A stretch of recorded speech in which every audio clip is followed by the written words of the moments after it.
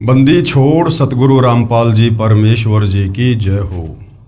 परमपिता परमात्मा सारी सृष्टि के रचनहार कुल मालिक असंख्य ब्रह्मांडों के स्वामी जगत गुरु तीनों लोकों में प्रवेश करके सबका धारण पोषण करने वाले राजाधिराज आत्माधार नाथों के नाथ देवों के देव महादेव सर्वेश्वर महेश्वर मृत्युंजय अजरो अमर आदि अनादि सनातनी प्रभु जगत पिता जगदीश्वर श्री श्री 1008 की उपाधि के वास्तविक अधिकारी अकाल मूरत शब्द स्वरूपी राम वासुदेव सर्वगतम ब्रह्म परम पूज्य प्रथम पूज्य परम संत परम पुरुष परम धनी परम दयालु सत्य कबीर हक्का कबीर अल्लाहु कबीर अल्लाहु अकबर बाखबर अल्लाह ताला जगत के तारणहार जगत के मुक्तिदाता जगत के जगन्नाथ हारे के सहारे हिंदुओं के राम मुसलमानों के अल्लाह सिखों के वाहिगुरु ईसाइयों के मसीह दया के सागर दयानिधि करुणा के सागर करुणानिधि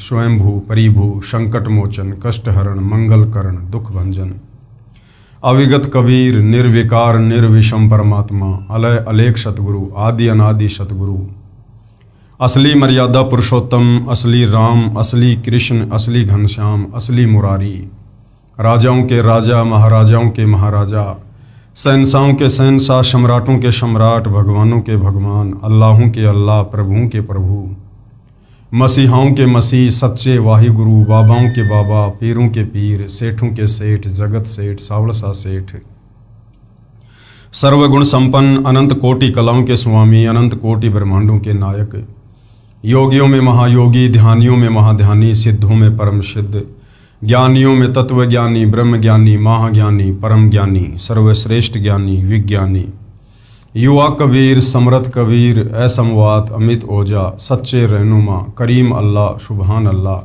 दुनिया के अंतिम पैगंबर 8 सितंबर 1951 से गांव धनाना जिला सोनीपत हरियाणा भारतवर्ष की पावन भूमि पे प्रकट रियल कल की भगवान श्री नारायण साकार हरि श्री बाबा साहिब नूर अनंत परमात्मा सच्चे दरवेश सच्चे बाखबर संत श्रोमणी सतगुरु रामपाल जी परमेश्वर जी के चरण कमल में आप और हम सभी भाई बहनों का अनंत कोटि दंडवत प्रणाम।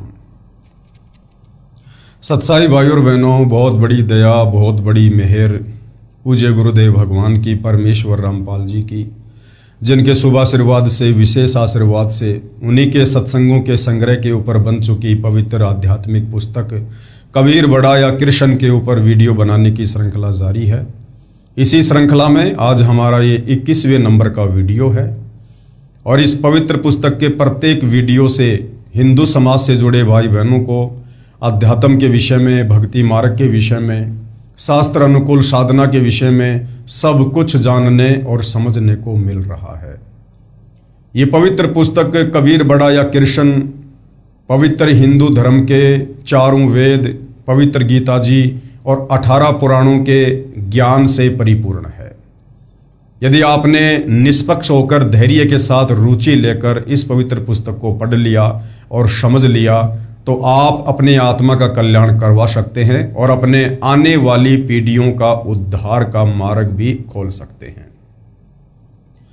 तो भाई और बहनों, इस पवित्र पुस्तक के अंदर जो अमृत ज्ञान छुपा हुआ है, जिस ज्ञान की लालसा चाहत इस आत्मा को सदियों से है, युगों युगों से है, लेकिन ये हमारे नादान धर्म गुरु तत्व ज्ञान के अभाव में सृष्टि रचना की जानकारी के अभाव में हमें इन धर्मशास्त्रों का निष्कर्ष निकाल कर नहीं दे पाए कि ये पवित्र शास्त्र हमें किस भगवान की और कौन सी साधना करने की ओर संकेत दे रहे हैं।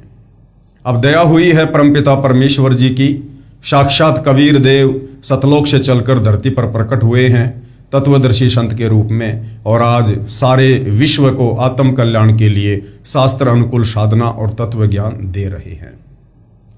तो भाई और बहनों, इस पवित्र पुस्तक के ऊपर जो वीडियो बनाने की श्रृंखला जारी है और जो विषय चल रहा है वो है जनता की अदालत में कबीर बड़ा या कृष्ण। सबसे बड़ा भगवान कौन, सुप्रीम गॉड कौन, सारी सृष्टि का पालन करता कौन, सर्व ब्रह्मांडों को रचने वाला परमात्मा कौन, इस बात को लेकर बहस छिड़ी हुई है। जनता की अदालत में जनता ही जज है, क्योंकि वर्तमान की जनता पढ़ी लिखी है, शिक्षित है और अपनी आंखों से प्रमाण देखकर अपने ही धर्मशास्त्रों से आसानी से निर्णय कर सकती है। तो जनता की अदालत में श्री कृष्ण उर्फ विष्णु को पूर्ण परमात्मा बताने वाले उनके वकील हैं सर्व हिंदू धर्मगुरु आचार्य शंकराचार्य, और इधर कबीर जी को सुप्रीम कोर्ट बताने वाले हैं उनके वकील सतगुरु रामपाल जी। हालांकि सतगुरु रामपाल जी स्वयं ही कबीर परमेश्वर हैं, लेकिन भ्रमित समाज को समझाने के लिए इस प्रकार का अभिनय करना पड़ता है। तो तमाम हिंदू धर्मगुरुओं का ये दावा है कि हमारे चारों वेदों में, गीता जी में, पुराणों में श्री कृष्ण उर्फ विष्णु को अर्थात ब्रह्मा विष्णु महेश को ही पूर्ण परमात्मा बताया गया है, सबसे सर्वशक्तिमान परमात्मा बताया गया है। यही तीनों देवता इस सृष्टि की उत्पत्ति करते हैं, पालन पोषण करते हैं और संहार करते हैं, और इनके कोई माता पिता नहीं है। ये अजरो अमर हैं, अविनाशी हैं, ना इनका जन्म होता ना इनकी मृत्यु होती है, और इन्हीं की भक्ति से जीव आत्मा का पूर्ण मोक्ष होता है। यह दावा है हिंदू धर्म गुरुओं का। दूसरी तरफ कबीर जी के वकील सतगुरु रामपाल जी ने उन्हीं हिंदू धर्मशास्त्रों को दिखा दिखाकर उन हिंदू धर्म गुरुओं के तमाम दावे फैल कर दिए। पवित्र वेदों से दिखा दिया, पवित्र गीता जी से दिखा दिया, और पुराणों में श्रीमद् देवी भागवत महापुराण और शिव पुराण से ये क्लियर कर दिया कि ब्रह्मा विष्णु महेश ये तीनों भाई हैं। इनकी माँ दुर्गा है और इनका पिता काल भगवान है, अर्थात काल ब्रह्म और दुर्गा के शारीरिक मिलन से, संभोग क्रिया से ब्रह्मा विष्णु महेश की उत्पत्ति हुई है। और ये तीनों देवता ये नाशवान हैं, इनका जन्म होता है और इनकी मृत्यु होती है, और ये खुद किसी अन्य की भक्ति करते हैं, इनकी भक्ति से मोक्ष नहीं है। और ये तीनों केवल एक एक गुण के स्वामी हैं, रजगुण के ब्रह्मा जी, सतगुण के विष्णु जी और तमोगुण के शंकर जी, और ये केवल नियम अनुसार ही कार्य कर सकते हैं, अपनी हद से बाहर निकलकर ये अपनी मर्यादा नहीं तोड़ सकते, अर्थात ये आधीन हैं, ये परतंत्र हैं। धीरे धीरे जनता हिंदू धर्मशास्त्रों से सारे प्रमाण देखकर आंखें खोल रही है और अध्यात्म में रुचि ले रही है, और कबीर जी के वकील सतगुरु रामपाल जी से अध्यात्म को लेकर और अधिक जानने की इच्छा को लेकर तरह तरह के सवाल जवाब कर रही है। सवाल जवाब की इस प्रश्नोत्तरी में आज जनता के अदालत में जनता सतगुरु रामपाल जी से जानना चाह रही है कि ये जो काल ब्रह्म है, जिसने गीता जी का ज्ञान श्री कृष्ण जी के शरीर में प्रवेश करके महाभारत के युद्ध में अर्जुन को दिया, ये गीता अध्याय 7 श्लोक नंबर 18 में अपनी साधना को घटिया क्यों बता रहा है। पूरा हिंदू समाज तो इसी को परमात्मा मान के पूज रहा था, और ये खुद गीता ज्ञानदाता अपनी साधना को अनुतमाम यानी घटिया क्यों बता रहा है। क्या गीता ज्ञानदाता की भक्ति से भी मोक्ष नहीं है? तो सतगुरु रामपाल जी इस विषय पर प्रकाश डालते हुए जनता की अदालत में जनता को क्या समझा रहे हैं। गीता में ब्रह्म काल की भक्ति भी अनुत्तम अर्थात घटिया कही है। प्रश्न, गीता अध्याय 7 श्लोक 18 में अपनी साधना को गीता ज्ञानदाता ने अनुत्तम क्यों कहा है? कि महाराज जी हमें यह बताइए कि ये जो गीता ज्ञानदाता है, जो आपने क्लियर कर दिया कि ये ब्रह्मा विष्णु महेश का पिता है, काल ब्रह्म है, और इसको प्रतिदिन 1 लाख मानव शरीरधारी जीवों को खाने का श्राप लगा हुआ है, इसका वास्तविक रूप काल है, और ये अपने वास्तविक रूप में अपने पुत्रों को भी दर्शन नहीं देता, ब्रह्मा विष्णु महेश को भी, इसकी मजबूरी है। तो इसने अपनी साधना को घटिया क्यों कहा है? तो सतगुरु रामपाल जी क्या कह रहे हैं? उत्तर, गीता अध्याय 2 श्लोक 12, गीता अध्याय 4 श्लोक 5 और 9, गीता अध्याय 10 श्लोक 2 में गीता ज्ञानदाता यानी ये काल ब्रह्म ये खुद कह रहा है कि हे अर्जुन, मेरे और तेरे बहुत से जन्म हो चुके हैं। कि अर्जुन, मेरे और तेरे बहुत से जन्म हो चुके हैं। तू भी जन्मता है, मैं भी जन्मता हूं, तू भी मरता है और मैं भी मरता हूं। कौन? ये गीता ज्ञानदाता, जिसको हिंदू समाज अपना परमात्मा मान के पूज रहा था, श्री कृष्ण समझ रहा था, जबकि ये श्री कृष्ण अर्थात विष्णु का पिता है। तो क्या कह रहा है? मेरे और तेरे बहुत से जन्म हो चुके हैं, तू नहीं जानता मैं जानता हूं। श्रीमद् भगवत गीता अध्याय 15 श्लोक 4 में कहा है कि तत्वदर्शी संत से तत्व ज्ञान प्राप्त करके परमेश्वर के उस परम पद की खोज करनी चाहिए जहां जाने के पश्चात साधक लौटकर फिर संसार में कभी नहीं आते। गीता ज्ञानदाता काल ब्रह्म खुद क्या कह रहा है कि श्रीमद् भगवत गीता अध्याय 15 श्लोक 4 में कहा है कि तत्वदर्शी संत से तत्व ज्ञान प्राप्त करके, अर्थात इस गीता ज्ञानदाता को तत्व ज्ञान नहीं है, इसको कंप्लीट स्पिरिचुअल नॉलेज नहीं है, तभी तो ये अर्जुन को तत्वदर्शी संत की शरण में जाकर तत्व ज्ञान सुनने को कह रहा है। अगर इसके खुद के पास में तत्व ज्ञान होता तो गीता जी में 2-4 श्लोक और बोल देता। अर्थात गीता ज्ञानदाता के पास भी तत्व ज्ञान नहीं है और तत्व ज्ञान के बिना आत्मा का मोक्ष नहीं हो सकता। कि तत्वदर्शी संत से तत्व ज्ञान प्राप्त करके फिर परमेश्वर के उस परम पद की खोज करनी चाहिए। कौन से परम पद की? सतलोक की, सचखंड की, जहां जाने के पश्चात साधक यानी भगत लौटकर फिर संसार में कभी नहीं आते। यानी अर्जुन उस तत्वदर्शी संत से तत्व ज्ञान प्राप्त करके, भक्ति प्राप्त करके, और फिर लो लगा लेनी चाहिए भक्ति में सतलोक जाने के लिए। और एक बार यदि जीव आत्मा सतलोक चली गई फिर वापस लौटकर इस गंदे संसार में 21 ब्रह्मांड में जन्म और मरण में फिर कभी नहीं आती। और जिस परमेश्वर से, जिस कबीर परमात्मा से संसार रूपी वृक्ष की प्रवृत्ति विस्तार को प्राप्त हुई हो, यानी जिस परमात्मा ने सारी सृष्टि को रचा है, अर्थात जिस परमेश्वर ने सर्व संसार की उत्पत्ति की है, सतलोक, अगम लोक, अलख लोक, अनामी लोक, अक्षर पुरुष के 7 संग ब्रह्मांड, काल के 21 ब्रह्मांड, जिस परमेश्वर ने सारी सृष्टि को, सारे ब्रह्मांडों को, सभी जीवात्माओं को रचा है, उत्पन्न किया है, उसी परमेश्वर की भक्ति कर। अर्थात गीता ज्ञानदाता अपनी भक्ति करने के लिए भी मना कर रहा है कि मेरी वास्तविक भक्ति भी वो तत्वदर्शी संत ही बताएगा।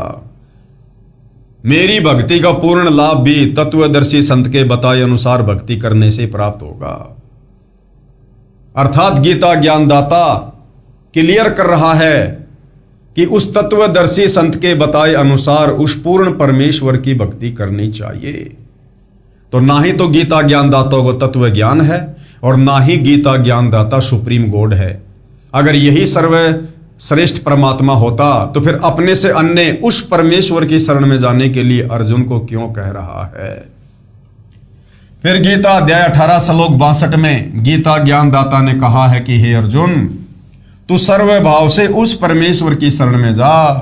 देखो फिर गीता अध्याय 18 श्लोक 62 में भी कह रहा है अर्जुन को कि अर्जुन तू सर्व भाव से, यानी और सारी पूजा पाठ छोड़ के उस तत्वदर्शी संत के बताए अनुसार उस परमेश्वर की शरण में जा, उस परम अक्षर ब्रह्म की, तत् ब्रह्म की, कबीर देव की भक्ति कर।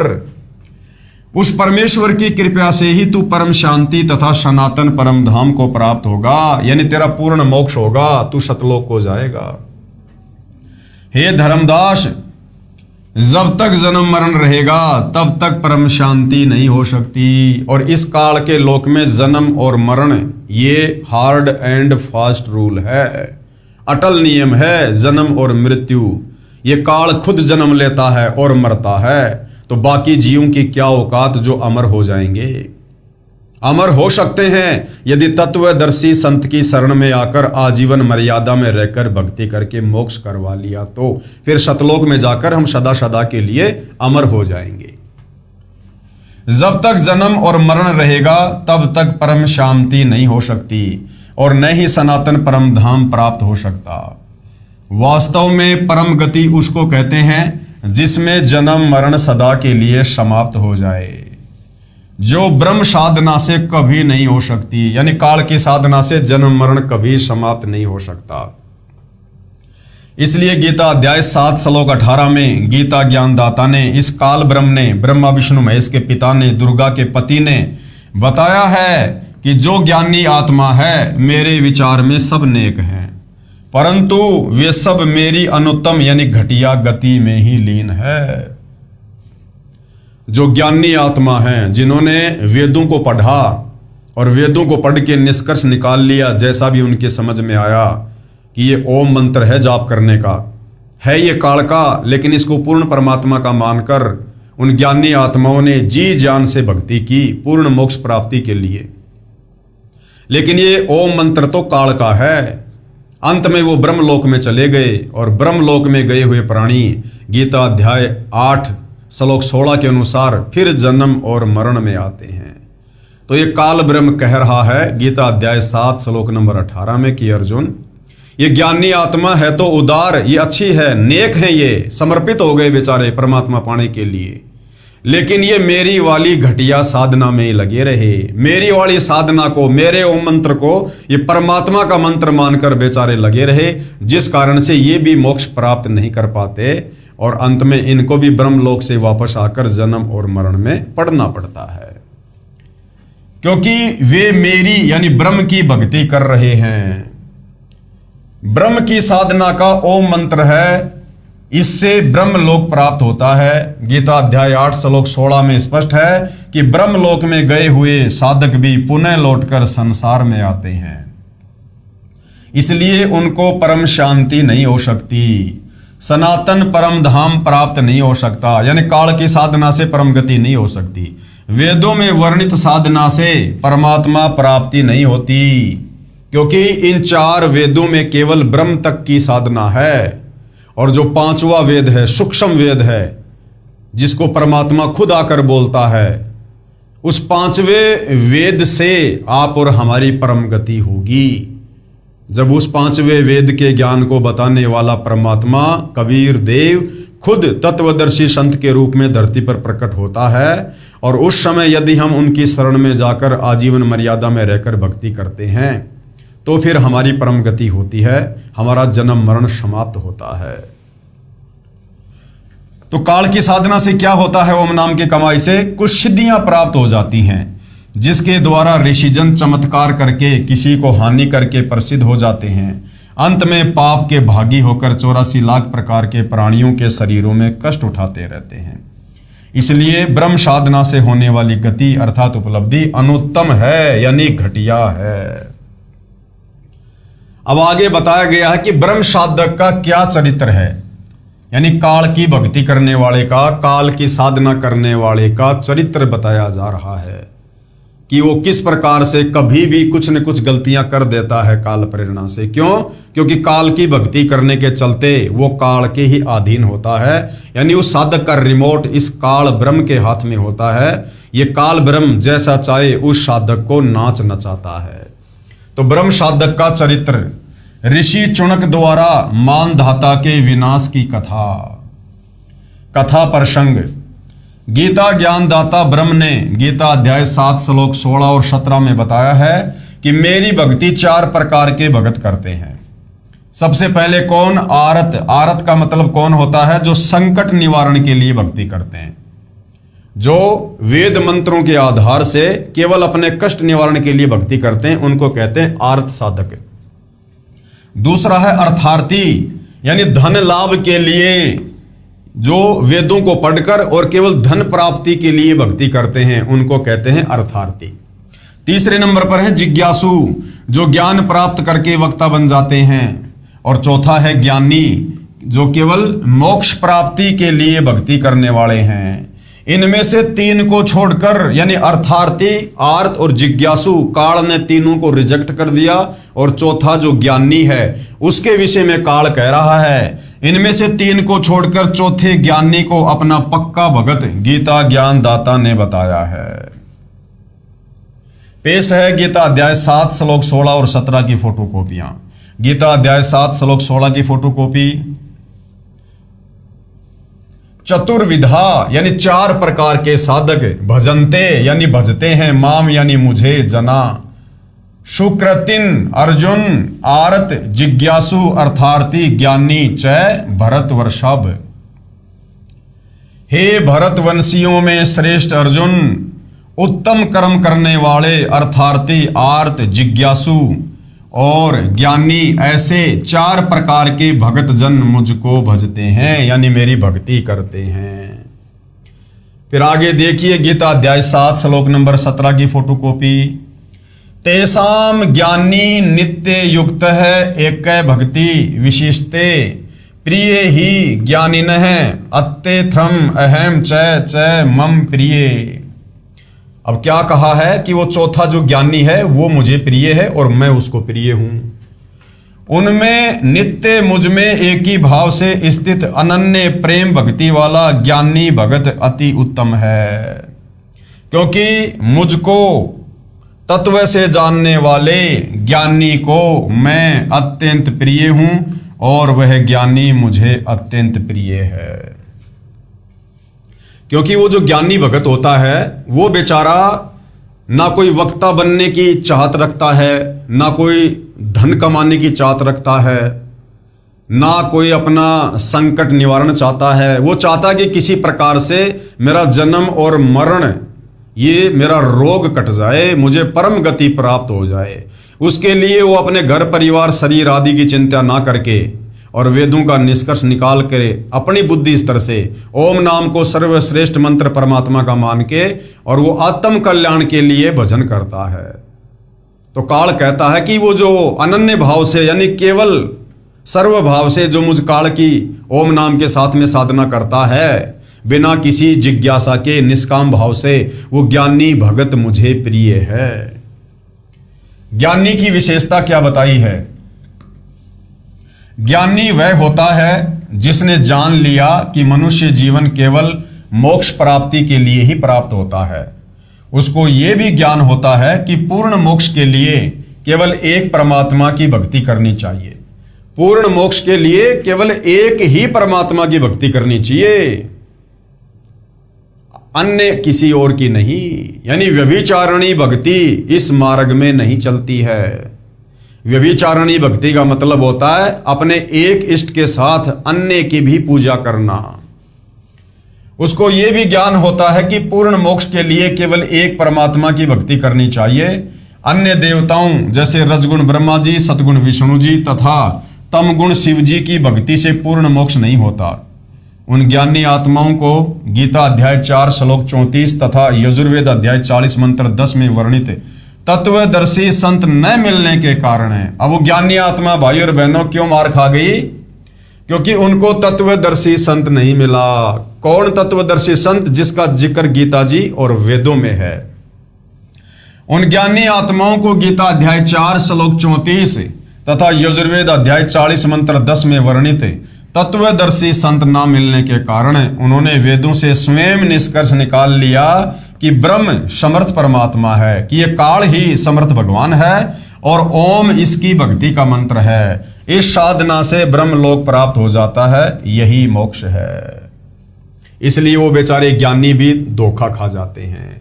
पेश है यजुर्वेद अध्याय 40 मंत्र 15 की फोटोकॉपी।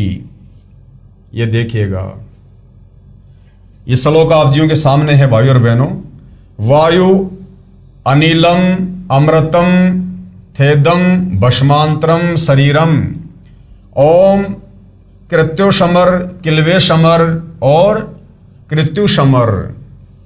गुरुदेव ने प्रत्येक शब्द का यहाँ पर शब्दार्थ किया है। हम सीधा सीधा इसके भावार्थ पे चलेंगे। ये फोटोकॉपी यजुर्वेद अध्याय 40 मंत्र 15 की है। इसका अनुवाद महर्षि दयानंद आर्य समाज प्रवर्तक ने किया है, जो गलत है।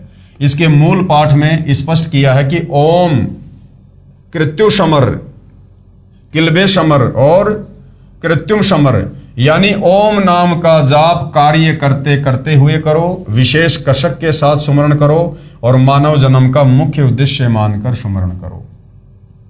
महर्षि दयानंद जी ने लिखा है कि जिसका ओम नाम उसको स्मरण कर, उसको याद कर, यानी जिसका ओम मंत्र है ना उसको याद कर, यानी काल को याद कर, ब्रह्म को याद कर, ओम मंत्र का जाप नहीं करना। यह कहना है महर्षि दयानंद जी का।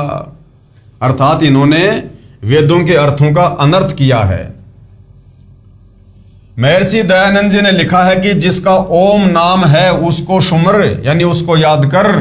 यहीं से गलत अर्थ हो जाता है। हमने वेद के मंत्र को देखना है, अनुवाद गलत है उसे छोड़ देना है। इस यजुर्वेद अध्याय 40 मंत्र 15 का यथार्थ अनुवाद इस प्रकार है। ओम नाम का सुमरण कार्य करते करते करो, यानी अपना काम धंधा भी करो। किसान है तो अपना खेत में मजदूरी करो, नौकरी वाला है अपना काम धंधा करो। वो कार्य करते करते भी जो मंत्र है उसका जाप करो और विशेष तड़प के साथ करो। मनुष्य जीवन का परम कर्तव्य मानकर सुमरण करो, यानी मनुष्य जन्म केवल मोक्ष प्राप्ति के लिए मिलता है और भक्ति से ही मोक्ष होगा, ये सोचकर विशेष कशक के साथ करो। ओम का जाप मृत्यु पर्यंत करने से इतना अमृतत्व प्राप्त हो जाएगा जितना ओम के सुमरण से होता है। यजुर्वेद अध्याय 40 मंत्र 15।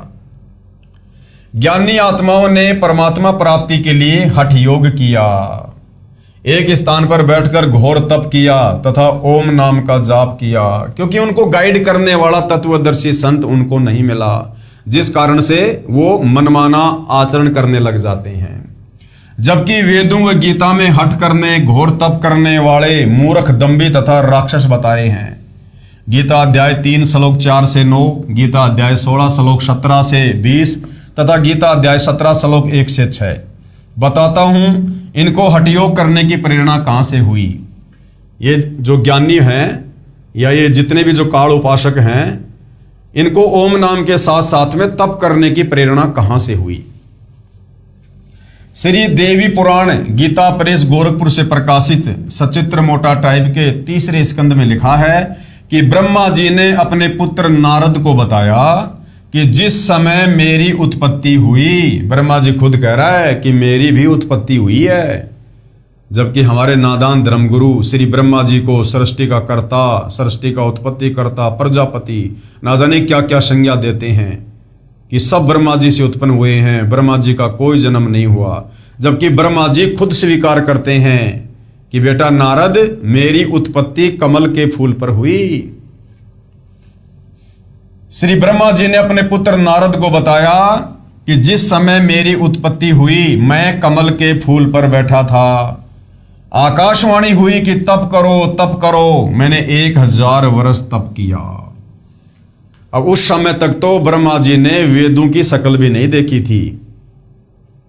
जब काल ने इसको कमल के फूल पर सचेत किया और जैसे ही ब्रह्मा जी होश में आया और चारों तरफ देखा, यहां तो चारों तरफ जल ही जल है, पृथ्वी का कोई नामो निशान नहीं है। 1000 वर्ष तक ब्रह्मा जी घूमता रहा, अन्वेषण करता रहा। ब्रह्मा जी को कहीं पृथ्वी दिखाई नहीं दी। फिर इस काल ने, ब्रह्मा के पिता ने, काल ब्रह्म ने, गीता ज्ञानदाता ने आकाशवाणी की और कहा तप करो तप करो। तो ब्रह्मा जी ने तप करना शुरू किया और तप करने से ब्रह्मा जी को सिद्धियां प्राप्त हो गई। ब्रह्मा जी की बैटरी चार्ज कर दी काल ने। उसके बाद फिर आगे चलकर समुद्र मंथन में ब्रह्मा जी को वेद प्राप्त हुए और बाद में ब्रह्मा जी ने देखा कि वेदों में तो भैया कोई ब्रह्म परमात्मा है और उसका ओम मंत्र है। तो ब्रह्मा जी ओम मंत्र का जाप करने लगे और जो आकाशवाणी हुई थी, जो काल ने की थी, साथ में वो तप भी करने लगे और यही रोग फिर आगे ब्रह्मा जी के वंशजों को लग गया।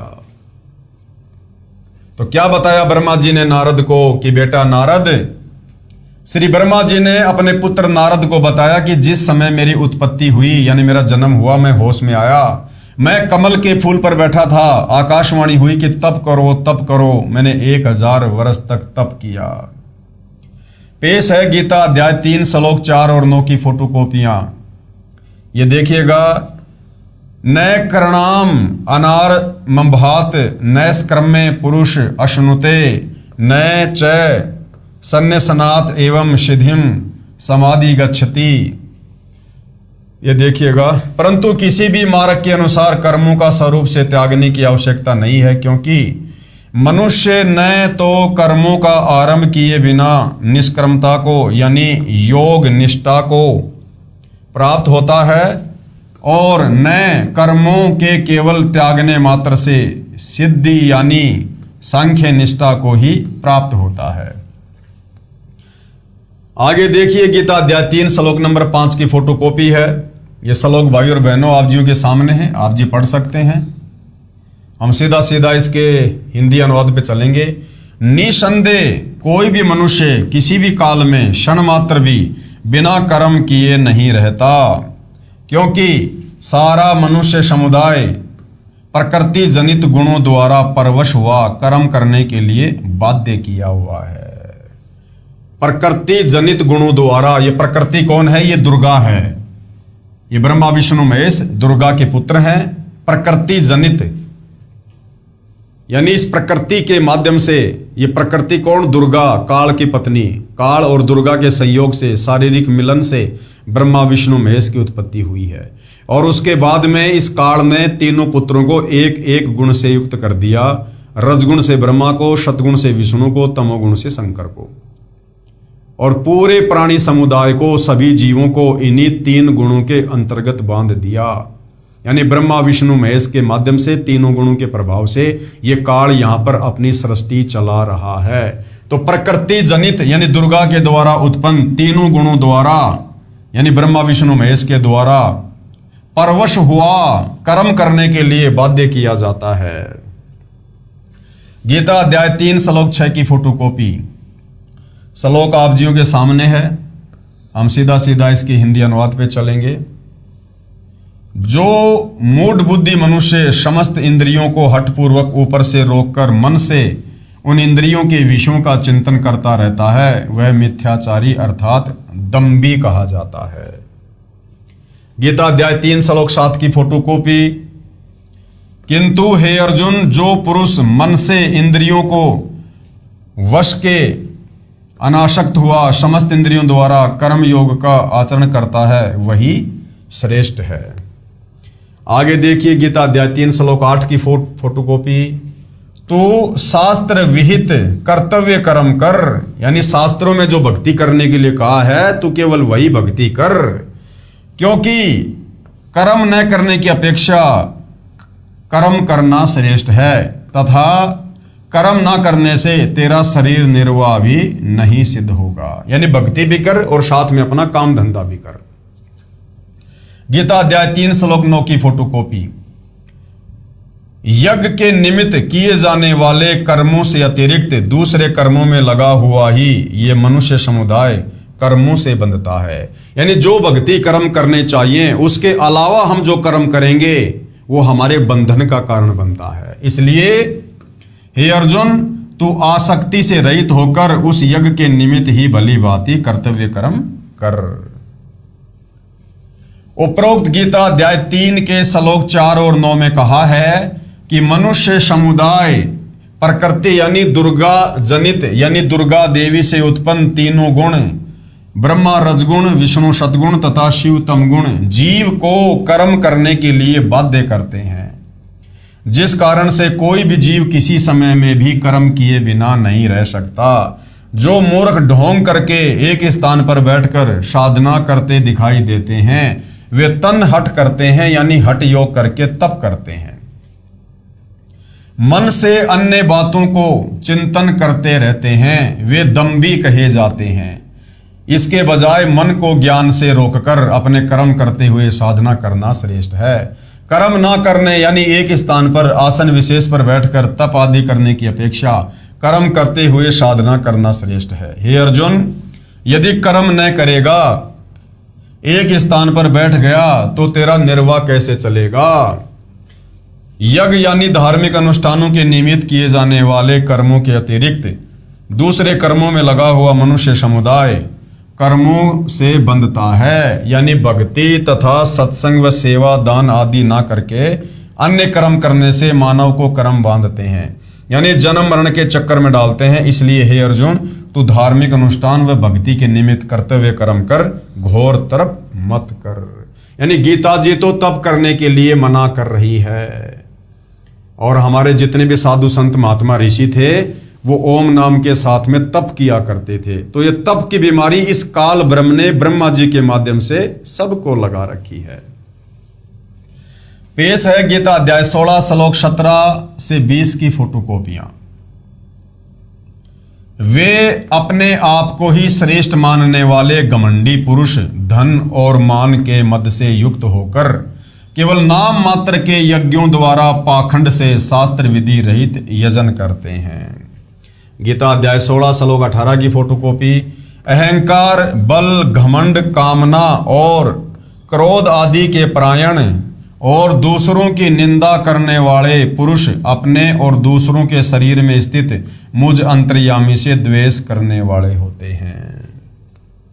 गीता अध्याय 16 श्लोक 19 की फोटोकॉपी।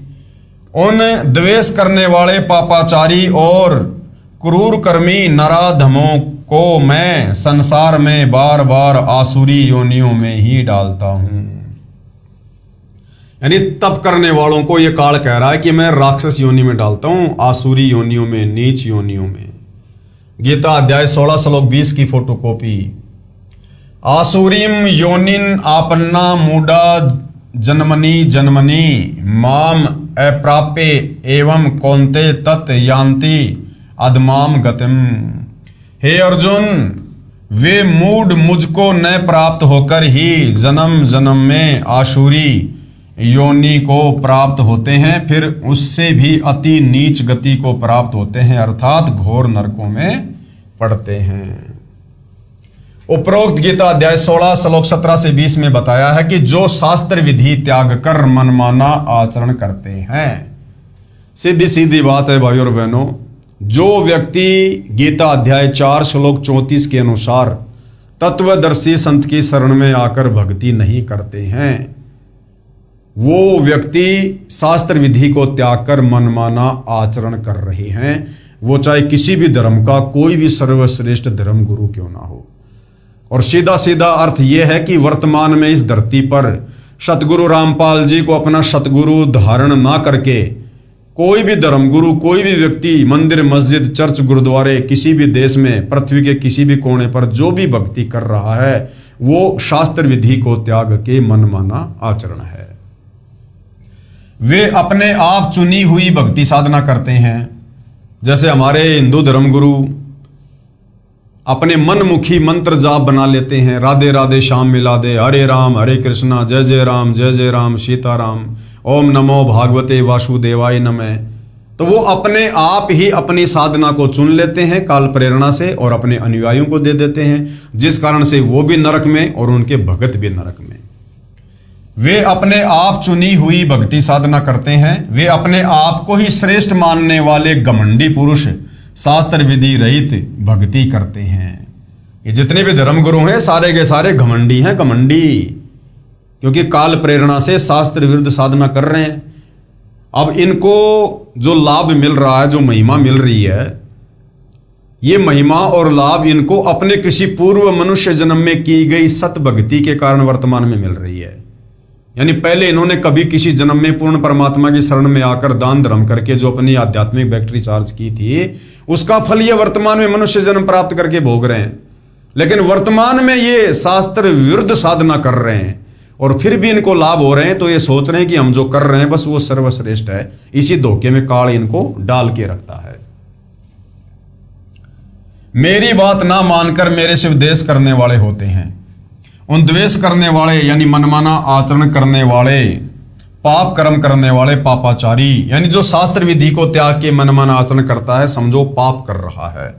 पापाचारी, क्रूर कर्मी और नीच मनुष्यों को संसार में बार बार आसुरी योनियों में डालता हूं। हे अर्जुन, वे मूढ़ यानी मूर्ख मुझको न प्राप्त होकर जन्म जन्म में आसुरी यानी राक्षस योनि प्राप्त जन्म को प्राप्त होंगे।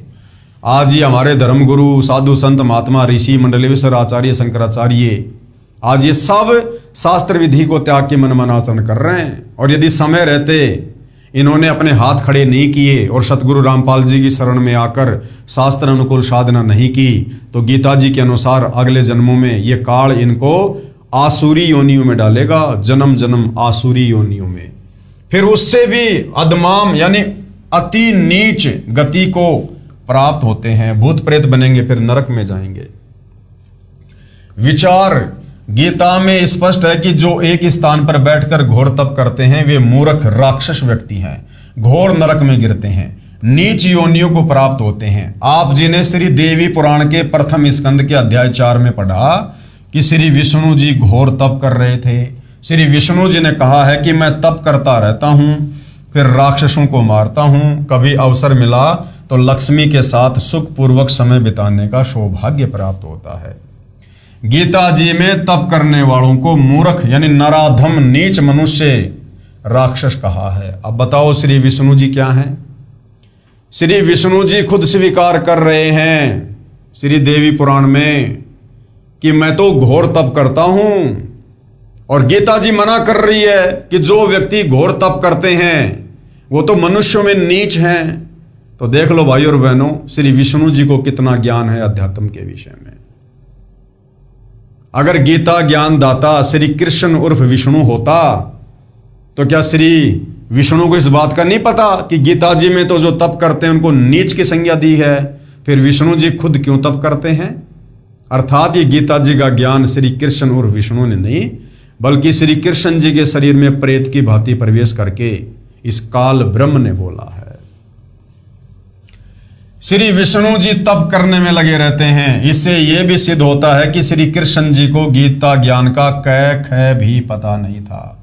महादुखी रहते हैं, कभी घोर तप करते हैं, सिद्धि प्राप्त करके राक्षसों से युद्ध करते रहते हैं, नारकीय जीवन जी रहे हैं। परमेश्वर कबीर जी ने कहा वह सत्य सिद्ध होता है कि ब्रह्मा विष्णु शिव जी दुखिया जिन ये राह चलाई हो, और साच कहूं तो जगत नहीं माने और झूठूं जगपति आई हो।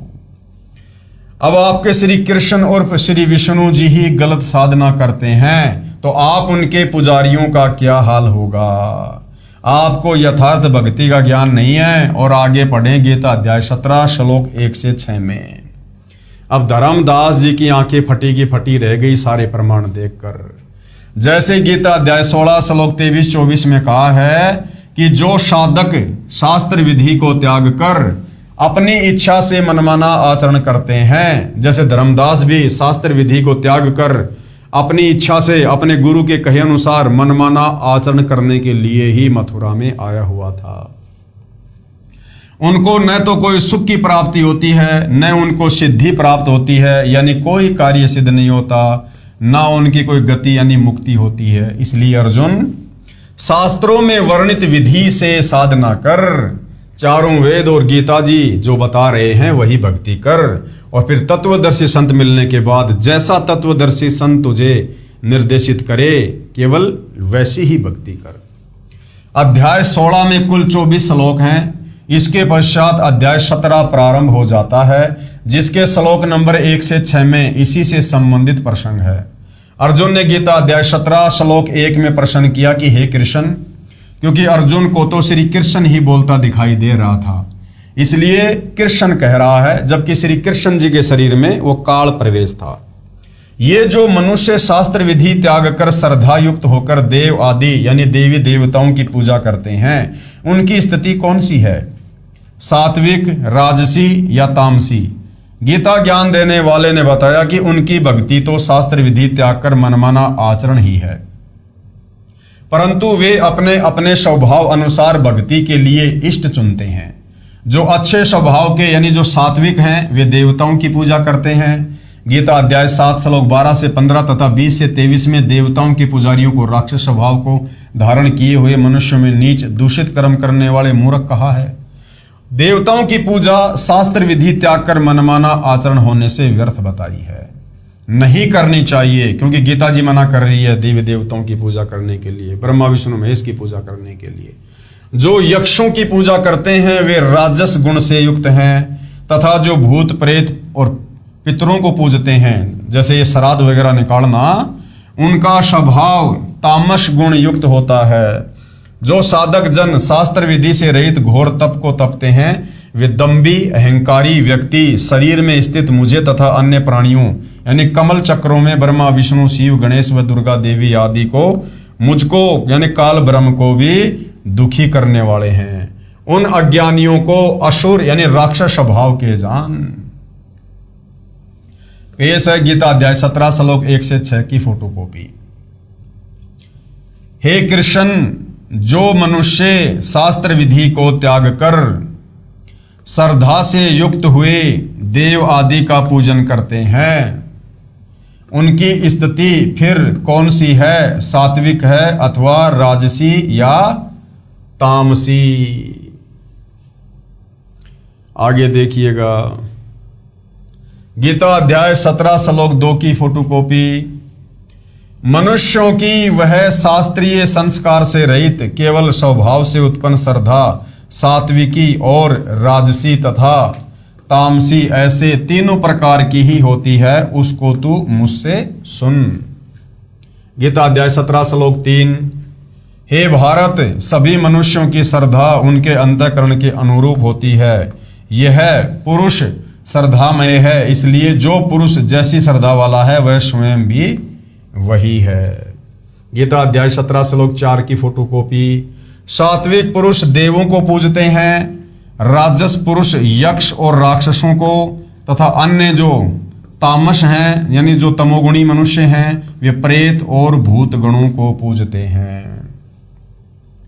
गीता अध्याय 17 श्लोक 5 की फोटोकॉपी। हे अर्जुन, जो मनुष्य शास्त्र विधि रहित केवल मन कल्पित घोर तप को तपते हैं तथा दंभ और अहंकार से युक्त एवं कामना आसक्ति और बल के अभिमान से भी युक्त हैं। गीता अध्याय 17 श्लोक 6 की फोटोकॉपी।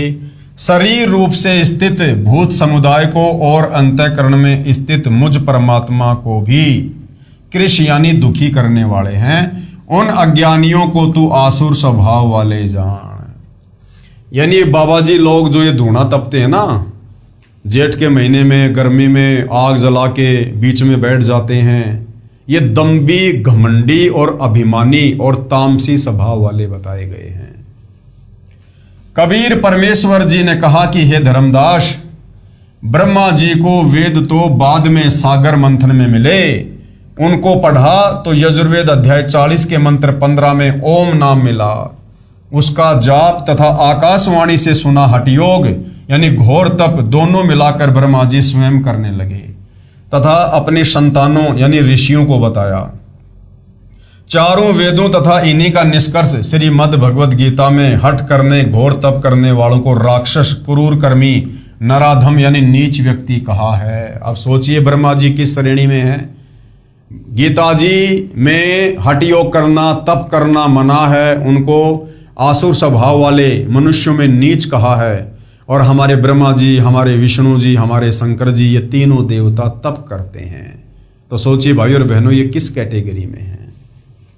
प्रमाण गीता अध्याय 16 श्लोक 17 से 20 तथा अध्याय 17 श्लोक 1 से 6 में जो अभी हमने ऊपर पढ़े हैं, वही साधना ज्ञानी आत्मा ऋषिजन करने लगे। उन ज्ञानी आत्माओं में से एक चुनक ऋषि का प्रसंग सुनाता हूं।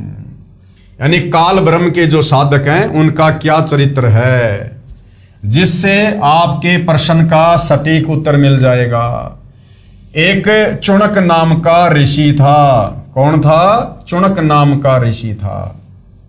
उसने हजारों वर्षों तक घोर तप किया, यानी वेदों के विरुद्ध साधना की, गीता के विरुद्ध साधना की, मनमाना आचरण किया तथा ओम नाम का जाप किया। यह ब्रह्म की भक्ति यानी काल की भक्ति है। और ब्रह्म ने प्रतिज्ञा कर रखी है कि मैं किसी साधना यानी न वेदों में वर्णित यज्ञ से, न जप से, न तप से किसी को भी दर्शन नहीं दूंगा, क्योंकि इसको श्राप लगा हुआ है। गीता अध्याय 11 श्लोक 48 में कहा कि हे अर्जुन, तूने मेरे जिस रूप के दर्शन किए अर्थात मेरा ये काल रूप देखा, ये मेरा स्वरूप है। इसको न तो वेदों में वर्णित विधि से देखा जा सकता है, न किसी जप से, न तप से, न यज्ञ से तथा न किसी अन्य क्रिया से देखा जा सकता है। गीता ज्ञानदाता ने गीता अध्याय 7 श्लोक 24-25 में स्पष्ट किया है कि यह मेरा अविनाशी विधान है कि मैं कभी किसी को दर्शन नहीं देता, अपनी योग माया से यानी सिद्धि से छुपा रहता हूं। और ये मूर्ख लोग मुझे मनुष्य रूप अर्थात कृष्ण रूप में मान रहे हैं। जो सामने सेना खड़ी थी उसकी ओर संकेत करके गीता ज्ञानदाता यानी काल ब्रह्म कह रहा था। कहने का भाव था कि मैं कभी किसी को दर्शन नहीं देता, अब तेरे ऊपर अनुग्रह करके ये अपना रूप दिखाया है। भावार्थ, वेदों में वर्णित विधि से तथा अन्य प्रचलित क्रियाओं से ब्रह्म प्राप्ति नहीं है, इसलिए उस चुनक ऋषि को परमात्मा प्राप्ति तो हुई नहीं, सिद्धियां प्राप्त हो गई। ओम नाम का जाप और साथ में तप करने से चुनक ऋषि को सिद्धियां प्राप्त हो गई। ऋषियों ने उसी को भक्ति की अंतिम उपलब्धि मान लिया। जिसके पास अधिक सिद्धियां होती थी वह अन्य ऋषियों से श्रेष्ठ माना जाने लगा। यही उपलब्धि चुनक ऋषि को हुई थी। एक मानधाता चक्रवर्ती राजा था। चक्रवर्ती वो होता है जिसका पूरी पृथ्वी पर शासन हो। उसके पास 72 अक्षौणी यानी 72 करोड़ सेना थी। राजा ने अपने अधीन राजाओं को कहा कि जिसको मेरी पराधीनता स्वीकार नहीं है वे मेरे साथ युद्ध करें। एक घोड़े के गले में एक पत्र बांध दिया कि जिस राजा को राजा मानदाता की अधीनता स्वीकार ना हो वो इस घोड़े को पकड़ ले और युद्ध के लिए तैयार हो जाए। पूरी पृथ्वी पर किसी भी राजा ने घोड़ा नहीं पकड़ा। घोड़े के साथ कुछ सैनिक भी थे। वापस आते समय ऋषि चुनक ने पूछा कि कहाँ गए थे सैनिकों। उत्तर मिला कि पूरी पृथ्वी पर घुमाए, किसी ने घोड़ा नहीं पकड़ा, किसी ने राजा का युद्ध नहीं स्वीकार किया। ऋषि ने कहा कि मैंने ये युद्ध स्वीकार कर लिया। काल ब्रह्म के साधक का चरित्र कैसा होता है? दंभी, अभिमानी, घमंडी। मानदाता ने जो घोड़ा छोड़ा था कि भाई अगर कोई मेरे से युद्ध करना चाहे तो इस घोड़े को पकड़ ले, किसी ने घोड़ा नहीं पकड़ा। सैनिक घोड़ा लेकर वापस आ रहे थे मानदाता की झोपड़ी के पास से। मानदाता ने पूछा, सैनिकों जब तुम गए तब भी घोड़ा आगे था, तुम पीछे थे, घोड़े पर कोई सवार नहीं था, आ रहे हो तो भी घोड़ा खाली है, चक्कर क्या है? तो सैनिकों ने सारी बात बता दी। तो चुनक ऋषि ने उस राजा के अभिमान को तोड़ने के लिए और घोड़े को पकड़ लिया कि मैंने तुम्हारे राजा मानदाता का युद्ध स्वीकार कर लिया, मेरे से युद्ध करो और अपना घोड़ा ले जाओ। अब भाइयों और बहनों, यदि चुनक ऋषि को वास्तव में तत्वदर्शी संत प्राप्त होता तो ये आफत वो कभी मोल नहीं लेता। उसे अपने मनुष्य जीवन के लक्ष्य का पता होता कि मैंने भैया सांसारिक झमेलों से बाहर निकलकर, राजा लोग अपना काम करेंगे, करते रहेंगे, मैं बीच में टांग क्यों अड़ाऊं, मैं भगत हूं, मेरा काम भक्ति करना है, अपना मोक्ष प्राप्त करना है। लेकिन काल के साधक का चरित्र होता है दंभी, घमंडी, अभिमानी। कब काल रिमोट दबा के उसको प्रेरणा कर दे। तो काल ने चुनक ऋषि को प्रेरणा कर दी और चुनक ऋषि ने राजा मानदाता के युद्ध को स्वीकार कर लिया, क्योंकि काल ने तो उसकी दुर्गति करवानी थी। उसकी सारी भक्ति कमाई जो उसने ओम नाम के जाप की तप की वो नष्ट करवानी थी। तो काल प्रेरणा से चुनक ऋषि ने वो युद्ध स्वीकार कर लिया, जबकि करनी चाहिए थी भक्ति, लेकिन काल वश था, इसलिए काल के रिमोट से चल रहा था और कहा कि मैंने तुम्हारे राजा का युद्ध स्वीकार कर लिया। ऋषि ने कहा कि मैंने यह युद्ध स्वीकार किया। सैनिक बोले, हे कंगाल, तेरे पास खाने को तो दाने नहीं और युद्ध करेगा महाराजा मानदाता के साथ। ऋषि चुनक जी ने घोड़ा पकड़कर पेड़ से बांध लिया। मानदाता राजा को पता चला तो युद्ध की तैयारी हुई। राजा ने 72 अक्षौणी सेना की 4 टुकड़ियां बनाई। ऋषि पर हमला करने के लिए एक टुकड़ी 18 अक्षौणी, एक अक्षौणी में लगभग पैदल प्लस रथों पर, हाथियों व घोड़ों पर सवार सैनिक 2,18,000 होते थे, सेना भेज दी। दूसरी ओर ऋषि ने अपनी सिद्धि से 4 पुतलियां बनाई। अब उसने चुनक ऋषि ने क्या किया? जो उसने डले ढोए थे, जो साधना की थी, तप किया था, जो सिद्धियां आ गई थी, उसने आध्यात्मिक अपनी सिद्धि से 4 एटम बम तैयार कर लिए, पुतलियां तैयार कर ली। एक पुतली छोड़ी जिसने राजा की 18 अक्षौणी सेना का नाश कर दिया। राजा ने दूसरी टुकड़ी छोड़ी, ऋषि ने दूसरी पुतली छोड़ी, उसने दूसरी टुकड़ी 18 अक्षौणी सेना का नाश कर दिया। इस प्रकार चुनक ऋषि ने मानदाता राजा की 4 पुतलियों से 72 अक्षौणी सेना नष्ट कर दी, जिस कारण से महर्षि चुनक की महिमा पूरी पृथ्वी पर फैल गई। इस अनर्थ के कारण सर्वश्रेष्ठ ऋषि माना गया। हे धर्मदास, जिंदा रूपधारी परमात्मा बोले, ऋषि चुनक ने जो सेना मारी, ये पाप कर्म ऋषि के संचित कर्मों में जमा हो गए। अब हत्या चाहे किसी की जुबान से कर दो, चाहे सिद्धि से कर दो, या चाहे किसी हथियार से कर दो, वो उसके पाप कर्मों में लिखे जाते हैं। ऋषि चुनक ने जो ओम एक अक्षर का जाप किया, वह उसके बदले ब्रह्मलोक में जाएगा, फिर अपना ब्रह्मलोक का सुख समय व्यतीत करके पृथ्वी पर जन्मेगा। जो हठ योग तप किया, उसके कारण पृथ्वी पर राजा बनेगा। फिर मृत्यु के उपरांत कुत्ते का जन्म होगा, और जो 72 अक्षौणी सेना मारी थी वह अपना बदला लेगी। कैसे? कुत्ते के सिर में जख्म होगा और उसमें कीड़े बनकर 72 अक्षौणी सेना अपना बदला चुकाएगी। ये है काल की भक्ति की उपलब्धि। इसलिए हे धर्मदास, गीता ज्ञान दाता यानी काल ब्रह्म ने अपनी साधना से होने वाली गति यानी मुक्ति को अनुत्तम यानी अश्रेष्ठ कहा है। इसलिए गीता ज्ञानदाता काल ब्रह्म ने गीता अध्याय 7 श्लोक नंबर 18 में अपनी ओम नाम की साधना को, भक्ति को अनुतमाम यानी घटिया अश्रेष्ठ बताया है कि मेरी भक्ति साधना से भी आत्मा को परम गति प्राप्त नहीं हो सकती। अब श्री कृष्ण जी के वकील जो जनता की अदालत में श्री कृष्ण जी की पैरवी कर रहे हैं, उनको सर्वश्रेष्ठ परमात्मा बता रहे हैं, वो क्या कह रहे हैं। श्री कृष्ण जी ने मोर ध्वज राजा के पुत्र तामर ध्वज को जीवित किया था। जो आरे यानी लकड़ी काटने का जो औजार होता है, लकड़ी को चीरने का, उस आरे से बीचों बीच चीर कर 2 फाड़ कर दिया था, वो मर गया था। क्या इनमें शक्ति नहीं है? अब जनता की अदालत में श्री कृष्ण जी के वकील हिंदू धर्मगुरु कह रहे हैं, जब देखा कि हमारी तो हर प्रकार से मिट्टी पलित कर दी कबीर जी के वकील सतगुरु रामपाल जी ने, हमारे ब्रह्मा विष्णु महेश को नाशवान घोषित करके, इनके माता पिता हैं, इनकी जन्म और मृत्यु होती है, ये सुप्रीम कोर्ट नहीं है, और जनता भी अपनी आंखों से देख रही है कि भाई कबीर जी के वकील सारी बातें सही कह रहे हैं।